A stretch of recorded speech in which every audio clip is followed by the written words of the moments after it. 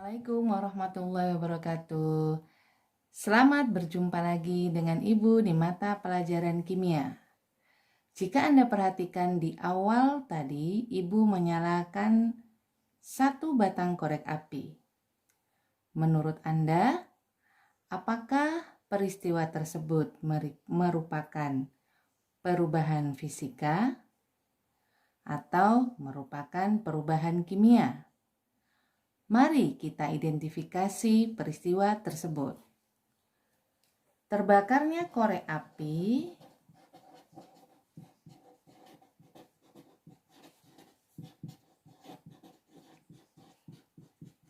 akan menyebabkan terjadinya beberapa perubahan. Yang pertama, adanya perubahan warna.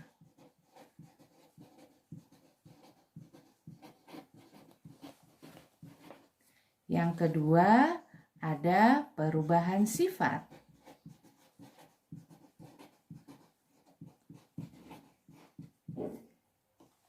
Apa saja perubahan warna yang terjadi? Jika Anda perhatikan, awal mula korek apinya, dan ini adalah setelah terbakar. Dari sini terlihat perbedaan antara korek api sebelum dibakar dan sesudah dibakar. Terjadi perubahan warna pada kayunya. Di sini berwarna kuning kecoklatan, yang ini berwarna hitam. Yang kedua, perubahan sifat. Apa sifat yang berubah? Kayu yang belum terbakar sifatnya kuat. Jika kita patahkan akan agak sulit. Sedangkan kayu yang sudah terbakar bersifat rapuh. Dengan menjentikkan saja, maka dia sudah rapuh. Nah, anak-anakku, di pelajaran kimia hari ini kita akan membahas tentang persamaan reaksi kimia. Apakah persamaan reaksi kimia itu? Persamaan reaksi kimia dari namanya persamaan. Berarti dia harus ada yang sama. Apa yang sama? Persamaan reaksi kimia itu menggambarkan atau menuliskan zat-zat yang terlibat dalam suatu reaksi kimia. Karena dia merupakan persamaan, maka bagaimanakah cara menuliskan persamaan reaksi kimia? Mari kita bahas bersama-sama. Persamaan reaksi kimia sama juga seperti pada persamaan matematika, selalu ada ruas kiri dan ruas kanan.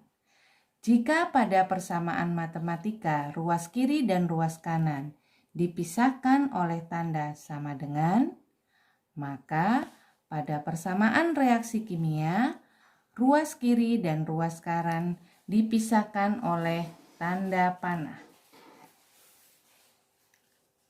Zat-zat yang ada di sebelah kiri tanda panah itu disebut dengan reaktan. Ibu ulangi, zat-zat yang ada di sebelah kiri tanda panah disebut dengan reaktan. Sedangkan zat-zat yang ada di sebelah kanan tanda panah disebut dengan produk.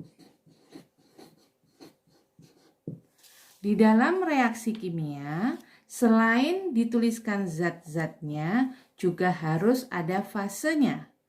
Yang harus Anda ingat adalah zat-zat tersebut tidak boleh ditulis namanya. Akan tetapi harus dituliskan rumus kimianya. Apakah Anda masih ingat bagaimana rumus kimia zat-zat itu? Contoh, air. Dia mempunyai rumus kimia H2O. Apa artinya H2O? Air terdiri dari 2 unsur hidrogen dan 1 unsur oksigen. Contoh berikutnya adalah gas karbon dioksida. Rumus kimianya adalah CO2. Artinya apa? Satu molekul CO2 terdiri dari satu atom karbon dan dua atom oksigen. Kembali ke persamaan kimia, zat-zat ini harus dituliskan rumus kimianya. Selain itu juga dituliskan wujudnya. Wujud atau fase zat. Apa saja wujud atau fase zat itu? G untuk zat yang berwujud gas. L itu untuk zat yang berwujud cairan. S itu untuk zat yang berwujud padat. Dan Aki untuk zat yang berwujud larutan atau aqueous. Jadi, jika Anda menuliskan persamaan reaksi berikut, kita akan lihat bersama-sama. Contoh, gas LPG, yang betul tulisannya LPG, LPG ya, bukan ELPIGI, karena ini dari namanya liquid petroleum gas. Rumus kimia dari gas LPG adalah C3H8, dibakar atau direaksikan dengan gas oksigen, menghasilkan uap air dan gas karbon dioksida. Bagaimana cara kita menuliskan persamaan reaksi ini? Yang pertama adalah tuliskan zat yang bereaksi dan zat produknya. Gas LPG direaksikan dengan, berarti plus, gas oksigen, menghasilkan, itu bisa dituliskan dengan tanda panah, uap air dan gas karbon dioksida.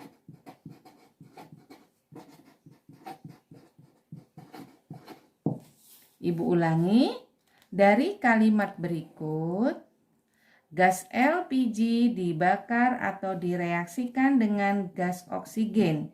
Kita tuliskan gas LPG, direaksikan itu diganti tanda plus, gas oksigen kita tuliskan di sebelah sini. Menghasilkan kita ganti dengan tanda panah, uap air kita letakkan di sebelah kanan, dan gas karbon dioksida. Berarti gas LPG dan gas oksigen merupakan reaktan atau zat yang bereaksi. Uap air dan gas karbon dioksida merupakan produk. Langkah pertama sudah selesai. Langkah kedua adalah kita harus menuliskan rumus kimia dari masing-masing zat. Gas LPG, di sini rumusnya sudah ada C3H8, kita tuliskan C3H8. Plus gas oksigen itu O2, uap air itu sama saja dengan air H2O, gas karbon dioksida itu CO2.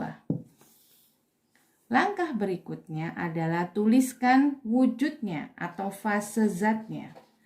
Karena gas LPG berwujud gas, maka kita lambangkan G. Gas oksigen O2 berarti wujudnya G atau gas. Uap air, air yang berwujud uap, artinya dia juga berwujud gas. Dan gas karbon dioksida berarti CO2 berwujud gas. Beginilah cara menuliskan persamaan reaksi kimia dari suatu peristiwa. Secara umum persamaan reaksi kimia yang dituliskan sebagai berikut. Cara membacanya adalah 2 molekul padatan A direaksikan dengan 3 molekul gas B menghasilkan 1 molekul cairan C dan 2 molekul larutan D. Kita rewind kembali. Ini adalah contoh menuliskan persamaan reaksi kimia. Persamaan reaksi kimia selalu dipisahkan dengan tanda panah.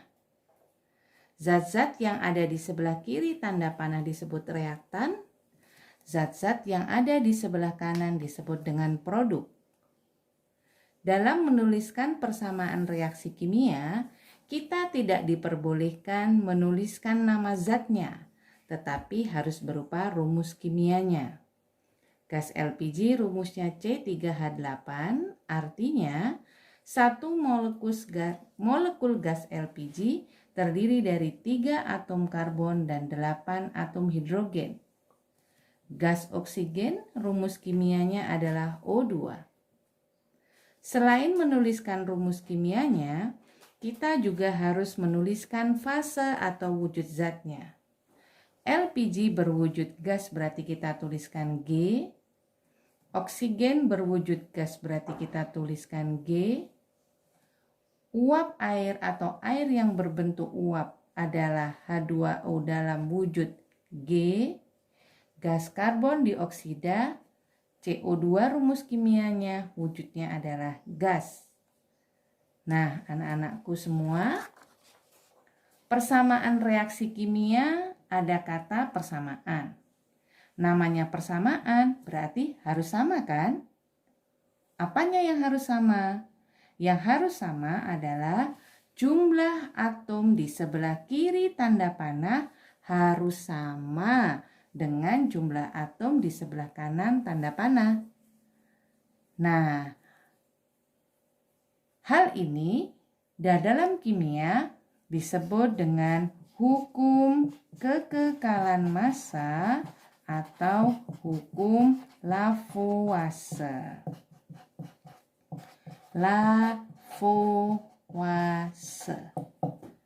Nah, bagaimana cara kita menyamakan suatu persamaan reaksi kimia? Mari kita lihat bersama-sama. Ini merupakan reaksi kimia dari gas LPG yang direaksikan dengan gas oksigen menghasilkan gas karbon dioksida dan uap air. Untuk melihat apakah semua unsur di sebelah kiri tanda panah dengan di sebelah kanan tanda panah itu sudah sama, maka kalian bisa menggunakan bantuan tabel. Unsur-unsur apa saja yang terlibat dalam reaksi kimia, berapa jumlahnya di sebelah kiri dan berapa jumlahnya di sebelah kanan. Kita akan lihat unsur-unsur yang terlibat adalah unsur karbon, unsur hidrogen, dan unsur oksigen. Sekarang coba perhatikan unsur-unsur yang ada di sebelah kiri tanda panah. Berarti yang ini ya. Coba kalau Ibu batasi di sini, berapa jumlah unsur karbon di sebelah kiri? Betul, 3. Kita tuliskan angka 3. Sekarang kita perhatikan di sebelah kanan tanda panah. Berapa jumlah unsur karbon di sebelah kanan tanda panah? Betul, 1. Coba kalian perhatikan, apakah jumlah di kiri dan kanan sudah sama? Belum. Kalau begitu, kita akan menyamakannya. Bagaimana cara menyamakannya? Dengan menggunakan KPK atau kelipatan persekutuan terkecil. KPK dari 3 dan 1 adalah 3. Berarti yang 3 kita kalikan 1, yang 1 kita kalikan 3. 3 ada di sebelah kiri tanda panah. Berarti kita akan ganti atau kita kalikan dengan angka 1. Angka yang kita kalikan tidak boleh diletakkan di depan angka indeks, tetapi kita letakkan di bagian depan. Jika 1 tidak perlu ditulis. Sedangkan yang sebelah kanan, atom karbon kita kalikan dengan angka 3. Angka 3, ingat sekali lagi tidak boleh diletakkan di sebelah kanannya, tetapi di bagian depannya. Dengan mengubah angka 3 di sebelah atau di bagian depan karbon dioksida, artinya atom karbon jumlahnya sudah 3. Berikutnya kita akan cek berapa jumlah atom hidrogen di sebelah kiri dan kanan tanda panah.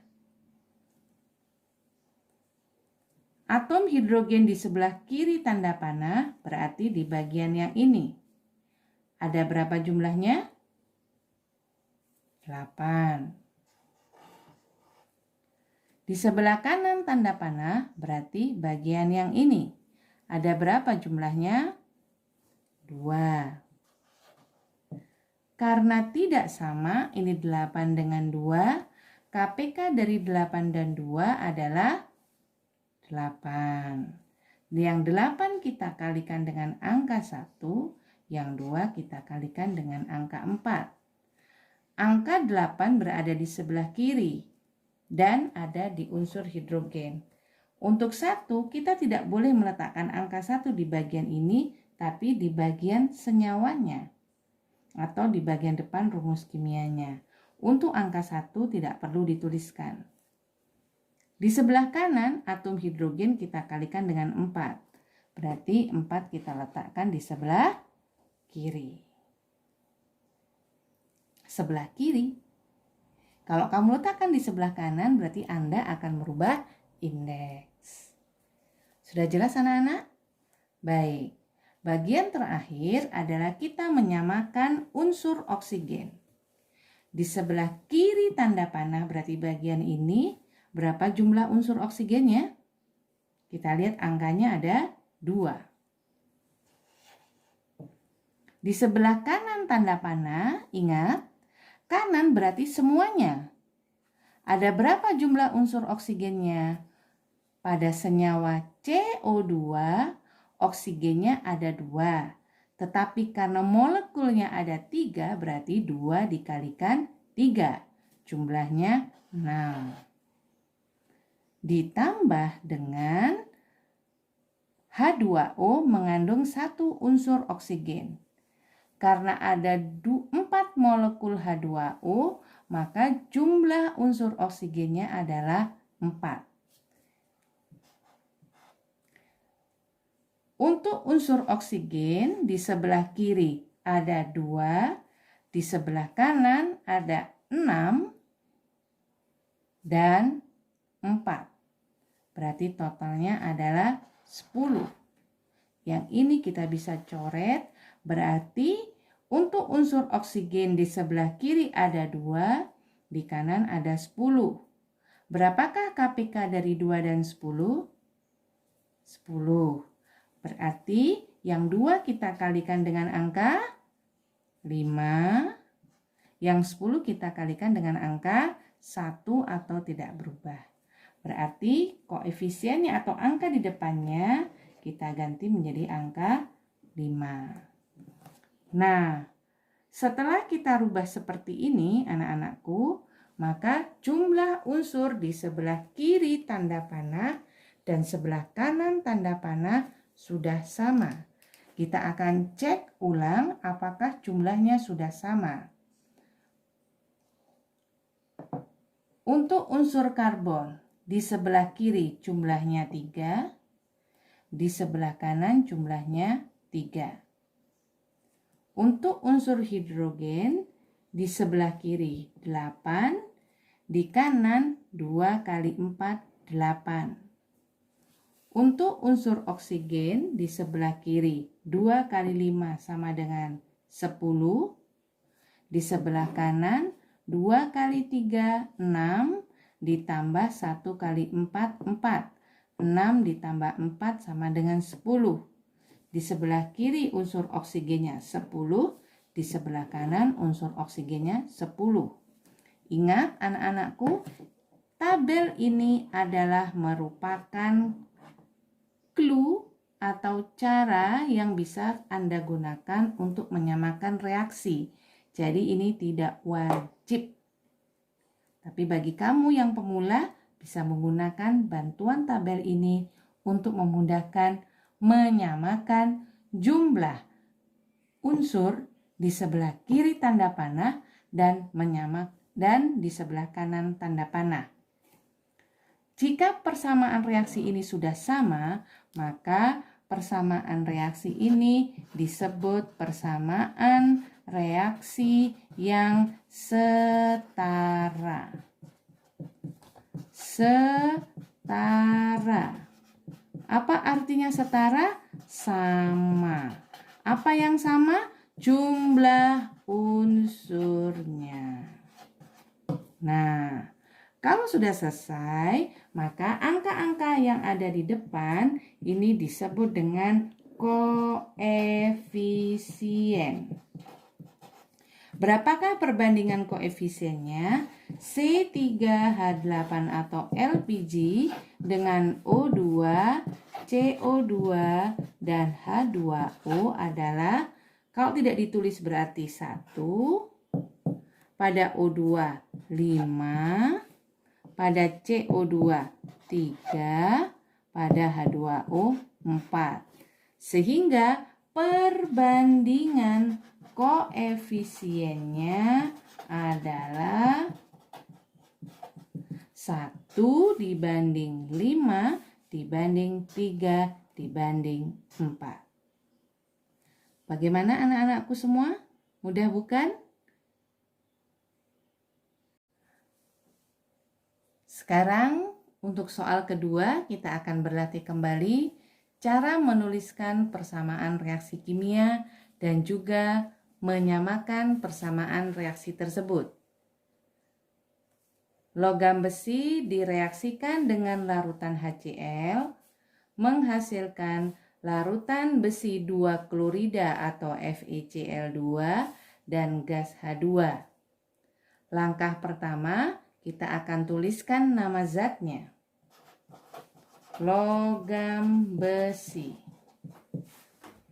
larutan HCl, tanda panah, besi 2 klorida, dan gas H2, hidrogen. Setelah itu, kita akan merubah menjadi rumus kimianya.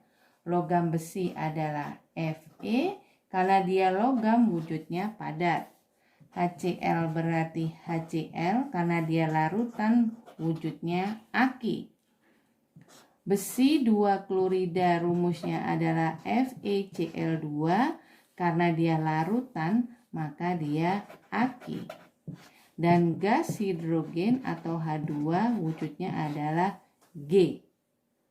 Sekarang kita akan membuat tabel untuk melihat apakah kedua atau unsur-unsur apa saja yang ada pada persamaan reaksi ini. Unsurnya apa saja anak-anak? Fe, H, dan Cl. Tentu kalian bertanya-tanya, Bu, kok yang ditulis Cl dulu baru H? Ya, kalian menuliskan unsur ini jika menggunakan cara pingpong, maka unsur H diletakkan di bagian akhir sebelum oksigen. Jadi urutannya adalah samakan dulu unsur-unsur sebelum atau selain unsur hidrogen dan oksigen, kemudian unsur hidrogen, dan terakhir adalah unsur oksigen. Berapa unsur Fe di sebelah kiri? 1. Berapa unsur Fe di sebelah kanan? 1. Berarti sudah sama. Cl. Berapa unsur Cl di sebelah kiri? Anda perhatikan tidak ada angka berarti 1. Di sebelah kanan 2. KPK dari 1 dan 2 adalah 2. Berarti yang ini kita kalikan dengan angka 2. Angka 2 di sebelah kiri, maka kita rubah koefisiennya di sebelah sini. Terakhir adalah unsur hidrogen. Unsur hidrogen di sebelah kiri awalnya 1, tapi karena ada 2 molekul HCl, artinya hidrogennya ada 2. Di sebelah kanan ada 2, berarti sudah sama. Berarti berapakah perbandingan dari koefisien zat-zat yang bereaksi antara Fe dibanding HCl dibanding FeCl2 dan H2 adalah 1 dibanding 2 dibanding 1 dibanding 1. Demikian penjelasan dari Ibu. Semoga kalian mengerti dan bermanfaat.